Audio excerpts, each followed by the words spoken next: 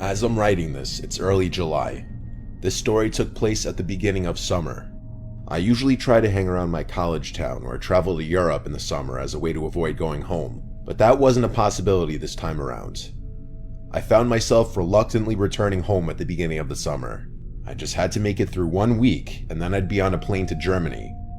I didn't really feel like seeing any of my old friends, but I wasn't too keen on staying home either. So I found myself waking up early and spending my entire days hiking, watching movies, or even just driving around aimlessly. It was my last day home. I was getting bored of the stuff I had been doing and wanted to do something a little more exciting. My friends and I used to train hop, one of the many unruly activities that I had since cut out of my life. I decided what the hell and drove to a secluded set of tracks I knew about. Freight trains always passed through here, so I knew there would be many options. The tracks were surrounded by trees and various flora, part of the reason I had chosen them. The last thing I needed was to be caught for doing an illegal activity after having been clean for so many years. I parked my car and made my way over to the tracks. Let me describe the layout so it's easy to understand. This specific set of tracks ran through the trees for a while before entering a tunnel. There was a very small clearing on the other side of the tunnel and then a massive bridge over the water. My friends and I used to ride the train all the way across the bridge, but since it was just me, I would have no way of getting back to my car unless I felt like walking 10 miles. So I decided that I'd hop on the train and take it through the tunnel, hop off, and get a peaceful walk back to my car. I walked along the tracks and waited for a train to pass. It was probably 2 or 3 in the afternoon. Finally, after about 10 minutes of walking, I started to feel the familiar vibration in the rails. I quickly ran to the side and tried my best to stay out of sight. Usually, as far as I know, freight train conductors didn't care enough to report people walking along the tracks, but I didn't want to take any chances. The train passed and I waited for a good amount of cars to go by before emerging from my hiding spot. I picked a car that looked easily attainable and began jogging alongside the train like I had done 100 times before.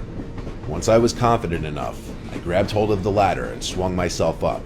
It was pretty easy. The train wasn't traveling very quickly.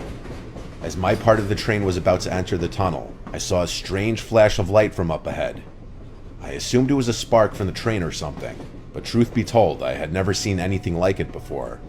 I hoped there wasn't an errant wire or something dangerous in the tunnel, but it was too late to hop off. The train started picking up speed since the tunnel was perfectly straight, and I closed my eyes as the adrenaline rush started coming on. Just then, I felt a hand reach out from the darkness and literally grab my leg. I lost my footing and nearly slipped, but my hands were firmly gripping the train. I screamed and kicked, but the train sped by before I could make contact with anything. Before I could even comprehend what just happened, I felt another hand slap against my leg. I screamed again before scrambling up the ladder, hopefully out of reach. My heart was racing. What the hell just happened? The train exited the tunnel and I hopped off without thinking. I waited for the train to completely pass and watched it chug over the bridge. I remember pacing back and forth in the little clearing, thinking about what just happened. Like, were there really people in the tunnel and what could they possibly be doing there? Why the hell would they try to drag me down? All of these thoughts and more were racing through my mind when a stark realization struck me in the face. The only way back to my car was through the tunnel. There was absolutely no chance in hell I was walking back through that tunnel with those people in there, especially since they'd be able to see my silhouette and I'd be walking through darkness. I sat on the ground for what felt like forever.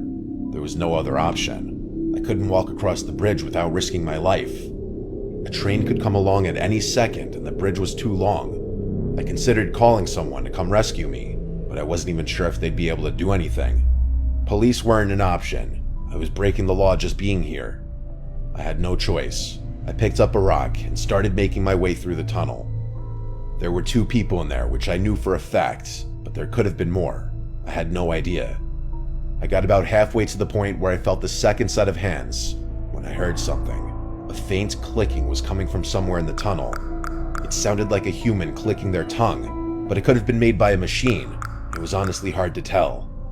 I froze and thought to myself, continuing to walk this tunnel was a death sentence.